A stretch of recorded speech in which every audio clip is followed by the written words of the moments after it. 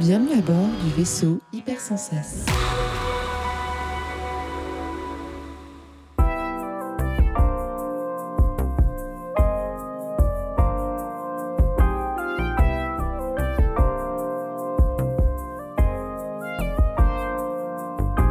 Bonjour à toutes et à tous, c'est Zéphiriel et vous écoutez un épisode de 6388 qui va être pour le moment en anglais. C'est un épisode qui fait l'interview de Steve Warner, l'un des co-créateurs de Lorcana. L'épisode est un peu vieux, il a été enregistré à l'occasion du Fige de 2024, donc en février. Le chapitre 3 de Lorcana venait de sortir, on est maintenant au chapitre 4, donc il a un peu de retard. De toute façon, il n'y a pas énormément de surprises dans l'interview, il n'y a pas de grandes révélations sur ce que va devenir Lorcana, parce que évidemment Steve Warner ne peut pas discuter de ce genre de choses.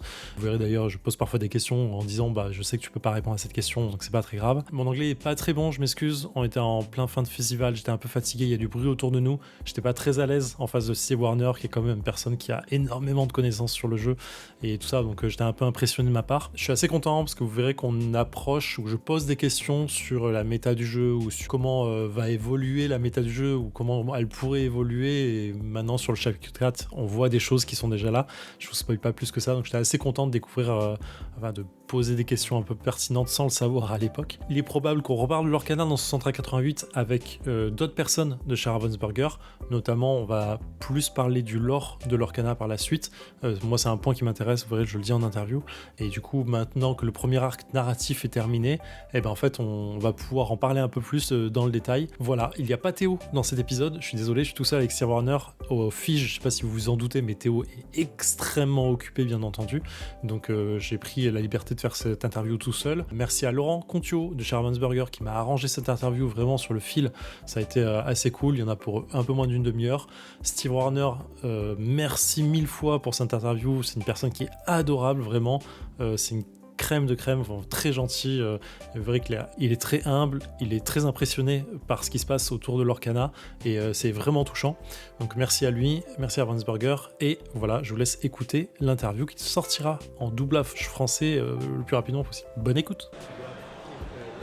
I will start the interview presenting you. Hello, Steve Warner. Hello. How are you? I am tired, but I'm also very excited about how everything's going. Yeah.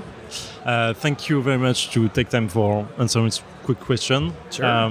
So, first thing first. Obviously, there are some questions that I know you talk about, you answer already at some people. Sorry about that. But how came the idea of Lorcana, the design of Lorcana? How came it for the first time? I mean, I don't know, you are taking a shower, you think about, it could be cool to create a TCG game about Disney? So I'll go back to the very beginning. Yeah. When my boss asked me if I thought that we could do a Disney trading card game. Okay. And I've worked for Wizards and I've worked for some other companies that have done card games. And it's like, sure, you can make a card game out of anything. Yeah, right? absolutely. I mean, Disney's great, so should be fine. And for the next probably 4 months, every time I met with him, he's like, well, hypothetically, if you were doing this, like, what would you do? How would you set up your team? How would you set up these other teams? What do we need to do to get things ready for production? And I would answer them, of course, because they were hypothetical questions. Yeah. And, I had at least information on how to do that. And nothing was in motion at the time? Nothing was in motion, Okay. right? Like, I hadn't been told that anything was going on. And I believe at the time, like, the discussion had been had that we were going to do it, but it was just a matter of waiting for things to get signed and the legal deals issue to be hammered about out. Yeah. Okay. But there was a day that my boss was asking me hypothetically if I put together a team, what was I going to be doing? And I asked him, I'm like, you keep saying hypothetically. Is this something I have to worry about? Like, is this something I should be doing? He's like, well, yeah, hypothetically. That don't mean anything. I mean, yeah, my friend Mike and I look at him and we're like, that's not what hypothetically means. So from that day on, basically, I had started working on this, and I had a couple ideas, and I was toying with some ideas that I would just come up with outside of work, because I still had to do my regular development work for Ravensburger.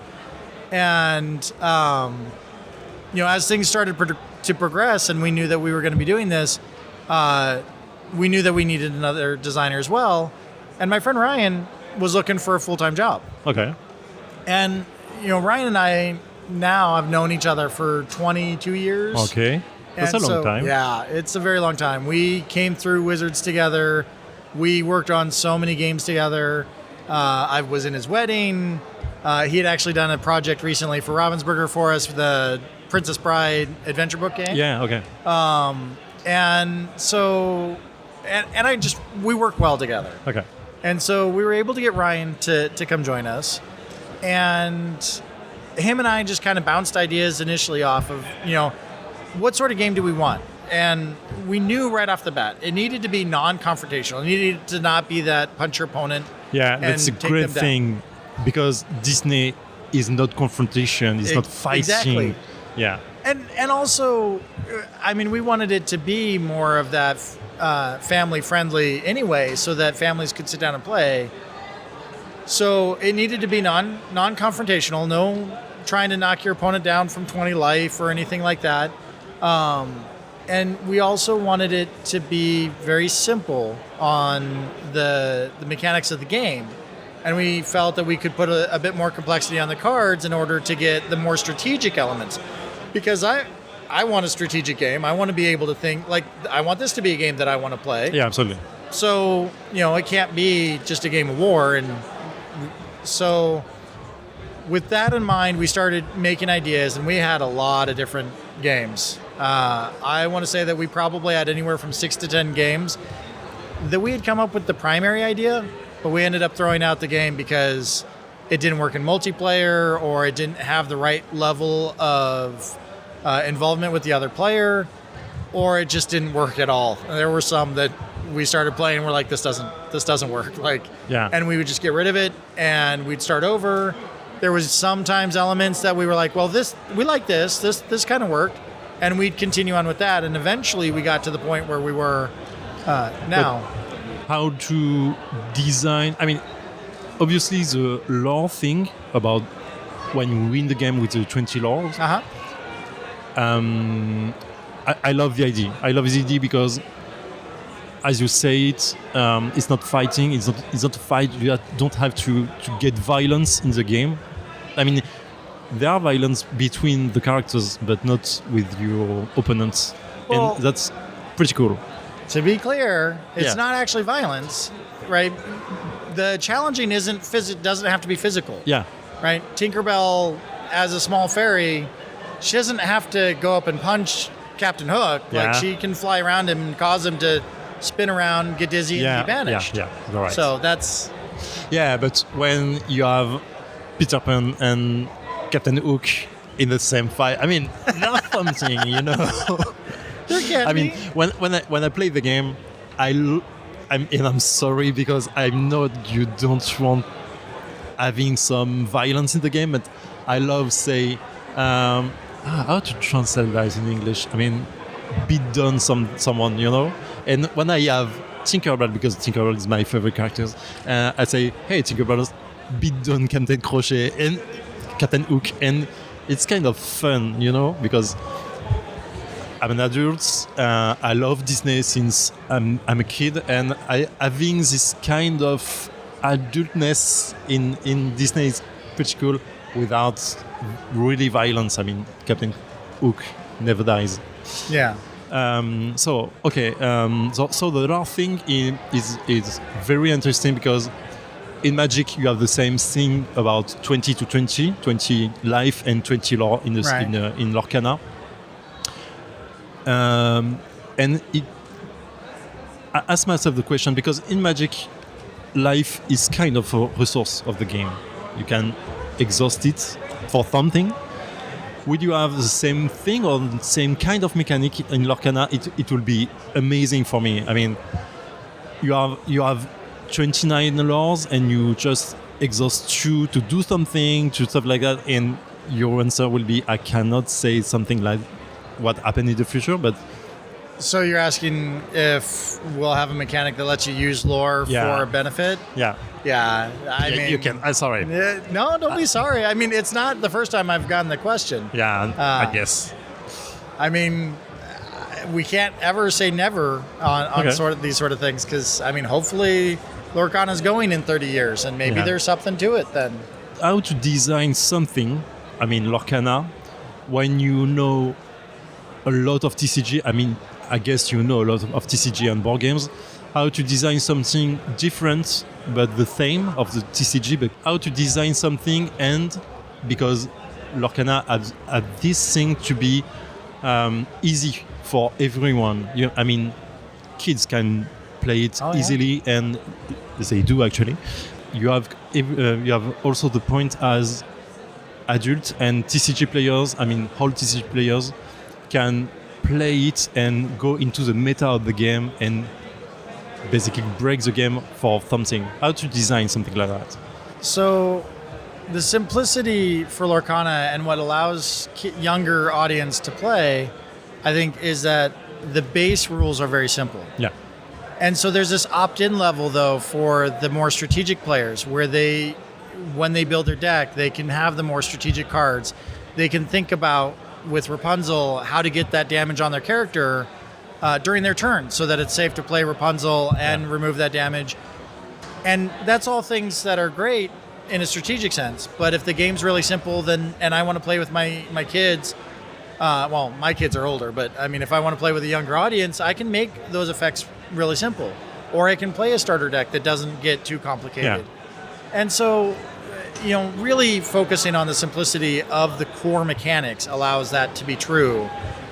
And then allowing the cards to have those sort of, we call them knobs, things that we can turn. Yeah. So it's like dials, things that we can turn to increase the complexity, make the card a little stronger, make the card a little weaker. And that comes in so many different ways in the card.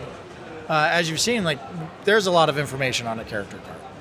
But when you take ink off of the card, when it can't be inkable anymore. Yeah. I mean, that's a huge difference. And so, we have all those knobs, and we can make those cards so strategic that those players can enjoy the game as well. Yeah.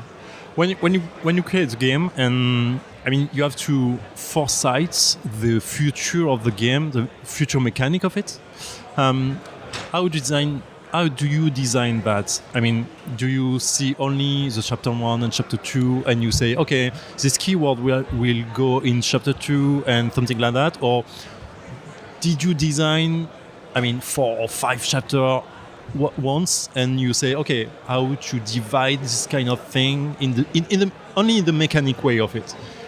A lot of people have actually recently been saying that we design 3 sets or 4 sets all together, but that's actually not true. We knew when we started, originally in set 1, when we first started designing it, locations were actually a thing. Okay. But we knew, we felt that was too complicated. Yeah. So we knew that we wanted to wait on that. We wanted to give the game some time to breathe and wait on the complexity of the locations. And so we wanted to move that a little further down the road. And we also knew that set 2 was going to be more about the Floodborn. Okay. So that was planned on the ideas, but the actual designs it's the ideas of the lore of the story of the game. Okay. Yeah, exactly. So when we had a narrative team come up with kind of what was going on, and we knew we wanted to keep the base game, set 1, very core, very simple, very easy to understand, and provide that familiarity for players that came from Disney, right? So that they would recognize everything. And then we could change it up with the Floodborn, because those characters are quite different. And then we could add in a little bits of complexity with the locations and with the future sets. Okay.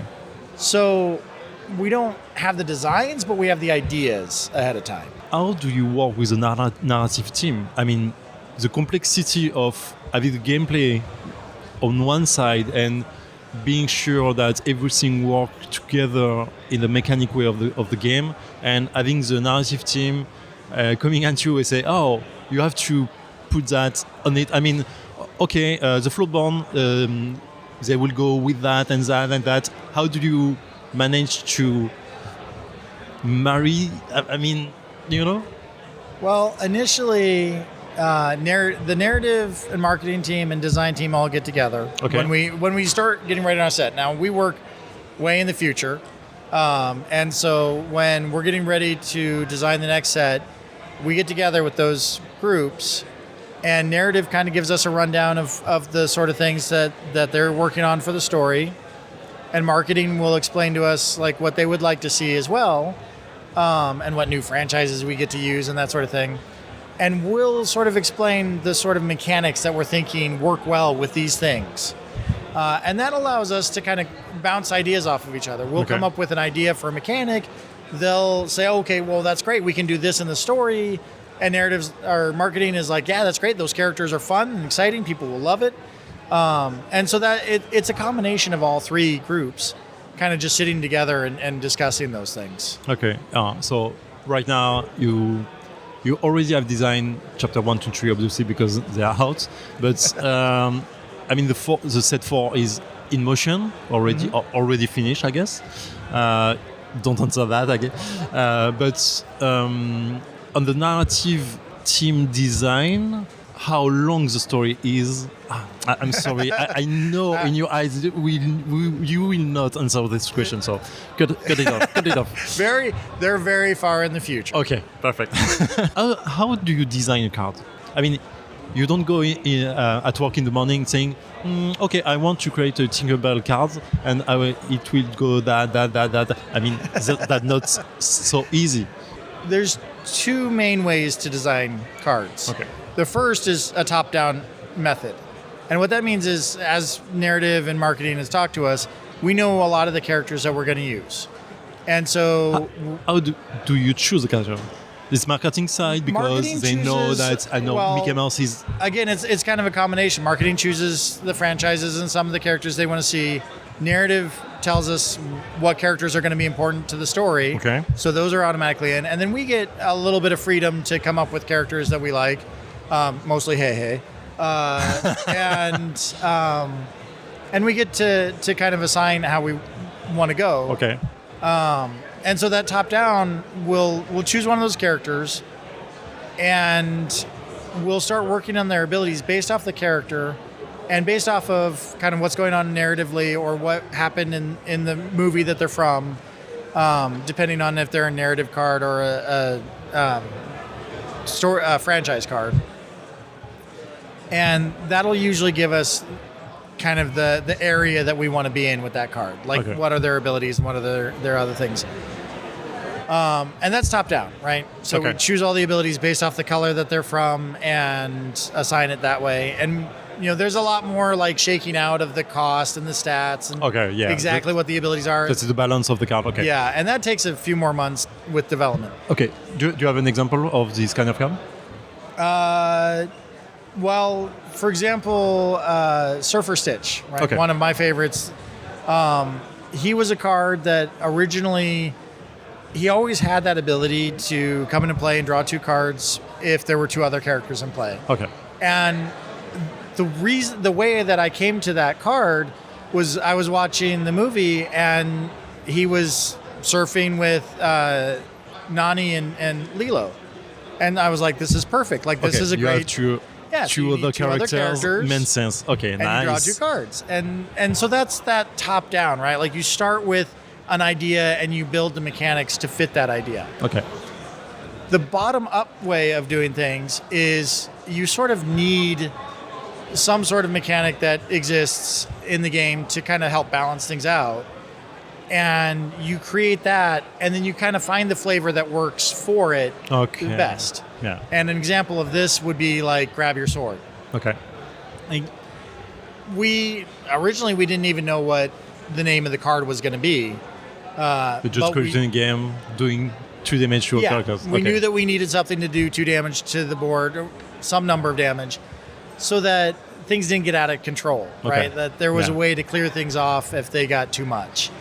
And then we started kind of looking at ideas of what would be a good option for the name of it and lining it up a little bit better. And that's how that card came to exist. Okay. That's very interesting because, I mean, what's your favorite character in the game? I mean, in the game?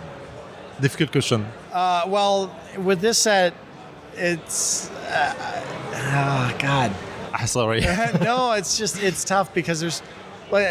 I have so many characters that I'm a little biased of. One of my characters that I actually designed in set 1, it was one of the first cards that we designed, isn't even in it until the next set. Set 4? Yeah. Oh no. So when that one comes out, everything's hard. I mean, you create one of the first card and oh no, not now. Oh, that's kind of exactly what happened. It just kind of slowly moved because things weren't ready for it to be in the game. And these things happen, and this is why I try to never get attached to any card because obviously they need to change. I'm a developer at heart when it comes to that, so we all understand that occasionally ideas don't work out and they have to go away, and we have to come up with something new, and that's fine. Whatever makes the game better. Okay. I mean, I'm a huge fan of Goofy, just because he's so big. The Night for a Day Goofy. The 10-10 Goofy. Yeah. It's pretty wild. Nobody expects Goofy. Yeah. And so kind of the combination of Goofy and the Mickey trumpeter is one of my favorites, just because it's a combo that gives you the biggest guy in the game right now. When you design the game and the cards and the mechanics, did you think about a combo when you say, I mean, I guess you do, but it's not very easy to create. Maybe it's easy to create it, but to control it. So that's why we have development. Yeah. Right? I have a really good development team. And like I said, I'm a developer at heart when it comes to a lot of things. And even that, and we can get into the difference between design and development, but we have a really good development team. And they play the game nonstop all the time. And when they see the cards that scare them, they play those a lot and try to figure out what the best, how strong can it be? And obviously, we don't have as much time as the public gets as soon as the game releases. But we have some really skilled players that are great at capturing these things. And so we'll adjust numbers and stats and things like that as we go in order to balance things out. You did a difference right now about design and development. Yeah. Can you be more specific about that? So it's funny because I joke about this a little bit. Design's job is to scare development. And what I mean by that is our job is to make the game really exciting and really fun and create some really cool interactions. Okay. Development's job is to make sure that those don't go too overboard. Okay. For example, if Grab Your Sword did 3 damage to everything, that would be a lot more powerful. And it's development's job to make sure that doesn't get too crazy. I will say that the Mickey Mouse trumpeter was better back when I had sent it off to him. I can't go into how better, please. but it was development came back and they're like, this is too good. We can't do it like this. And so we talked and we had many iterations of that card. And eventually we landed on the way that it is now. And they were happy. They were like, it's not going to be too overpowered, but it will be fun. And occasionally it will be crazy. And so that's kind of how we get to those. Did you have with the development team? Did you have some negotiation about some cards, saying, "Okay, please allow to the card to have one more cost, but you keep that on." Yes, in a way. It's not a negotiation for me to keep a stronger card. It's which parts of the card are too powerful, and what can we do about that power. So no negotiation. You don't fight to have your card as never fight to keep a card that they're saying is overpowered. What's your favorite mechanic of the game? I think honestly, it's the characters that say whenever you play a song. So Dr. Facilier has it, and Grammatala has it. Does she have it? Yeah, I think it's Grammatala. Sorry, the names elude me, and I'm trying to make sure I don't remember cards that aren't out yet. Sorry, it happened. But there's a few characters that say whenever you play a song, you get to do something. Yeah. And I really enjoy that, because songs are such a great part of this game that it's fun to get rewarded for them on top of the fact that you're already getting rewarded for them. When I understood the song mechanic or read about it the first time, I was like mind blown by this mechanic, because it's Disney, so you have to sing at a certain point of the movie. So it's totally understandable that all it's in the game, and the mechanic way of integrate it in the game, it's so fun and so cool. I give Ryan 100% credit on coming up with the song mechanic because he came to me one day when we were in the middle of creating those core mechanics, and he told me, Steve, we need songs in this game, and because it's just that is Disney, like it's every movie, and they're so amazing and so iconic. And I'm like, sure. And he's like, I have an idea for them. And so he proposed his idea, and I'm like, I don't know, 3 cards. Like we both know that can be dangerous, but they're not quite free because you have to give up a character turn, which is what balanced them out fairly well. So it turned out really well. Like his proposal has worked out amazing, and I agree. Songs in general are such an amazing aspect of the game because they're so iconic to Disney, and it's amazing. Obviously, when you work on Disney game, you have to love Disney or like it a bit, I guess. Which one is your favorite? Movies or series or shows? So I have different ones for different reasons. Okay. The Three Musketeers, I watched hundreds of times while my kids grew up. Okay. Right, we would watch that together all the time, and so I fell in love with that. And the nice thing is that Musketeers in the card game, it just created such a simple idea for mechanics. Like they just help the Musketeers. Like, it makes sense. About that, it's not really playable right now. Right now. Yeah. So you're saying maybe in the future set it will be something. I mean, there's always new cards coming out, so Okay. you never know when something's going to become super playable. So about the movie, sorry. I really enjoy Atlantis, and that it's another of my kids' stories, right? Like, I used to read the small storybook to my kids when they were tiny, and every night I would read it, right? And then I finally got to watch the movie. I was like, this is really good. Like I really enjoyed it. And so, different reasons for different movies. I don't think anything really beats Lilo and Stitch in my eyes. Like that one to me is just so fun. All right, last question. What's a question that nobody asked you about the game and you want to talk about? Sorry, it's kind of easy way to say it, but... I mean, I have no idea. Because most of the questions that I want to answer, I'm not allowed to. Oh. So they can't really ask me. Okay. So I don't really have a good one for that. Okay.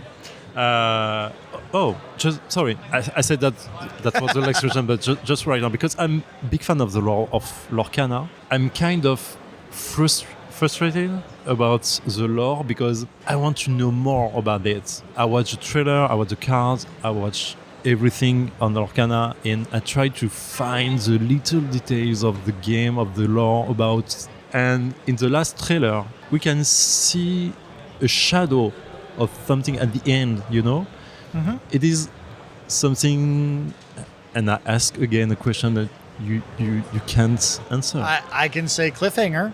Yeah, okay. Thank you for that.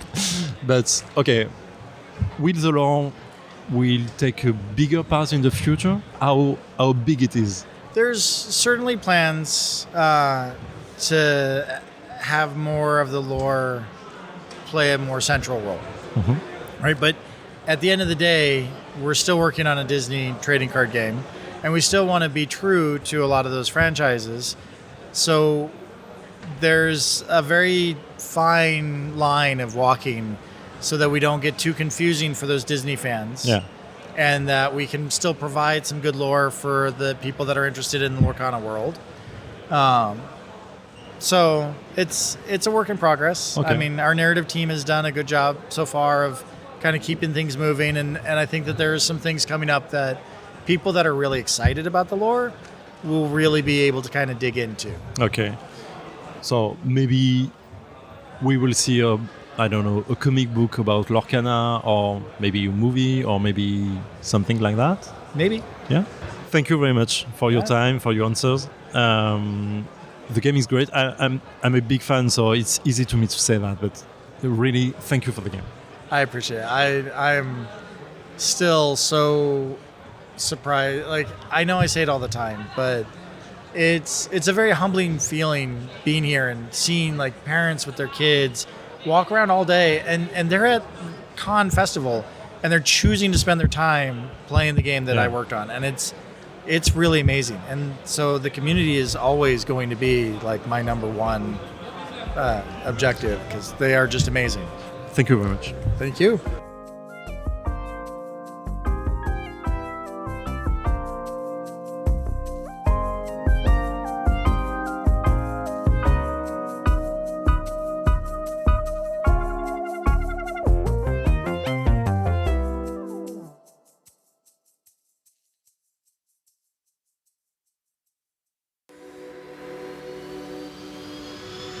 Fin de transmission.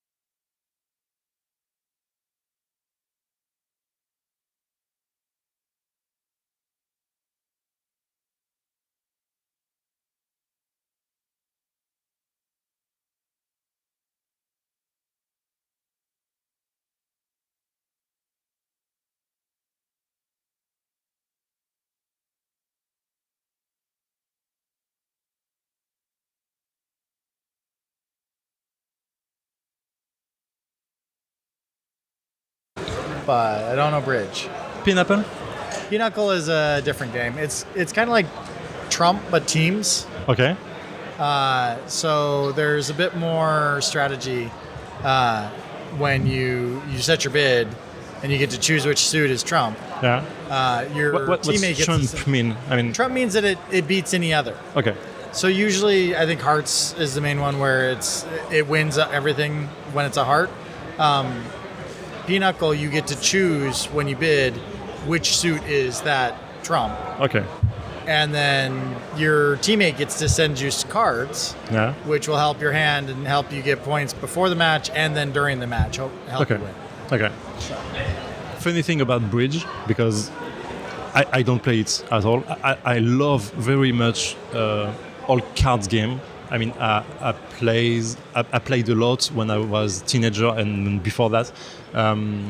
Tarot or Belote, which is very French card games. Sure. And bridge, never.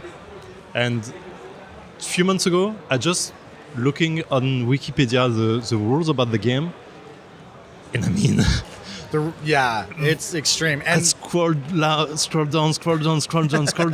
I mean, what happened? And I've heard that competitive rules get even more serious. But Yeah. I mean, to me, like the reason why I've never gotten bridge is if you take a look over at the people playing bridge, Yeah. not a single one is talking. Like there's like 20 tables, not a single person is talking.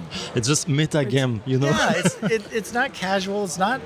It's meant to stimulate the mind, Yeah. but it's not like a casual fun No, game. absolutely not. So Yeah, this it's is just impressive. not my type of game. Yeah, I mean, people say that Magic is difficult. You know? Yeah, it can be really. But even then, with Magic, you at least have forced interaction and conversation. Yeah. Right. Like, I'm going to lightning bolt your guy is still words that I say to you, and we can Absolutely. talk about it. And if you have a jokester, they'll make a joke or whatever. But No, this is very serious. You know? You don't mess with bridge. don't mess with. Yeah. I've met some people that are like that. Yeah. Okay.